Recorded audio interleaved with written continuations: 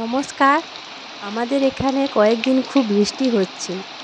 এই সময় ইলিশ মাছ খুব পাওয়া যায়, আর এই বৃষ্টির সময় ইলিশ মাছ খেতেও খুব ভালো লাগে।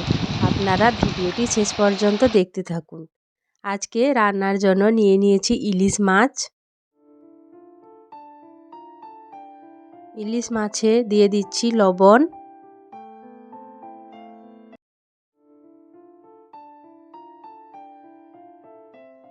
এবার দিয়ে দিচ্ছি হলুদ গুঁড়ো,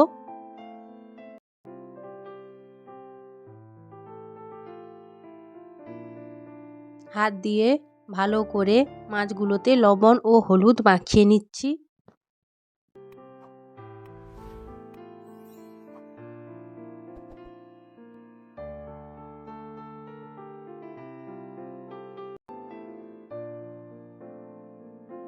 মাছগুলোতে লবণ ও হলুদ মাখানো হয়ে গেছে। এবার কিছু সময়ের জন্য রেখে দিচ্ছি। দেখুন বাইরে কেমন ঝমঝমিয়ে বৃষ্টি হচ্ছে। নিয়ে নিয়েছি আলু, আলুগুলোকে লম্বা লম্বা করে কেটে নিয়েছি।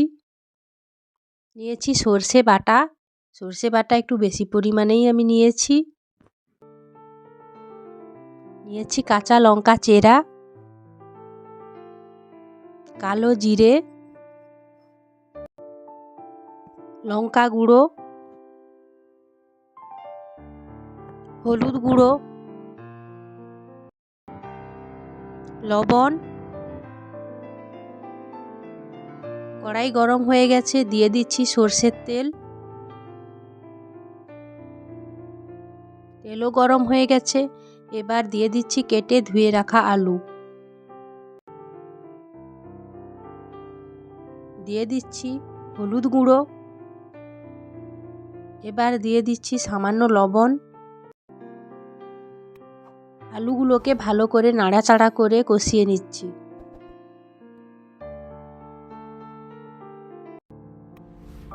দেখুন আলুগুলো ভাজা ভাজা হয়ে এসেছে, এবার তুলে নিচ্ছি।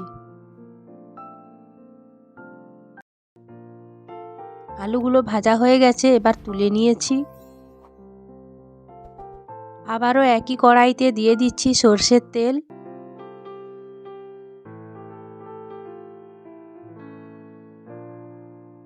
ফোড়নে দিচ্ছি কালো জিরে,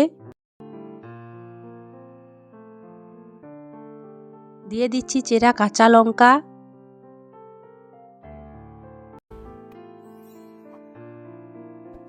এবার দিচ্ছি লবণ,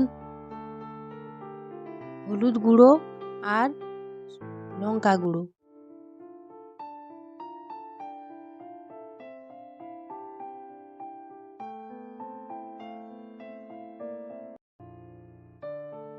খুন্তি দিয়ে সব কিছু একবার নাড়াচাড়া করে নিচ্ছি। বাটিতে কিছুটা জল নিয়েছি, এই জলের মধ্যে সর্ষে বাটা দিয়ে ভালো করে গুলে নিচ্ছি। এবার কড়াইতে দিয়ে দিচ্ছি সর্ষে বাটা দিয়ে গোলা জলটা। ঝোল ফুটতে শুরু করেছে, এবার দিয়ে দিচ্ছি ভেজে রাখা আলু। ঢাকা দিয়ে দিচ্ছি যাতে আলুটা ভালোভাবে সেদ্ধ হয়।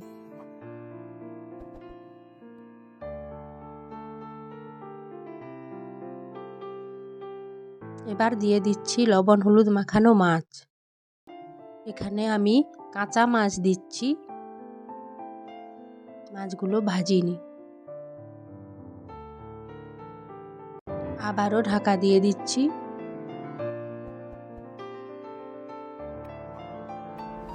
কিছু সময় পর ঢাকনা খুলে নিচ্ছি।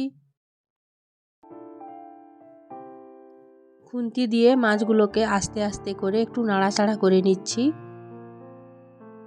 ইলিশ মাছ খুব নরম মাছ, তাই আমি খুব আস্তে আস্তে নাড়াচাড়া করছি, নাহলে মাছগুলো ভেঙে যাবে।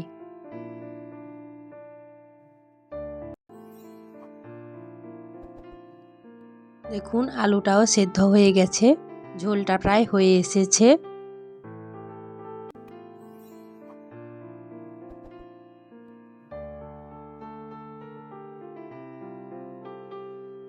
রান্নাটা হয়ে গেছে, এবার নামিয়ে নিচ্ছি।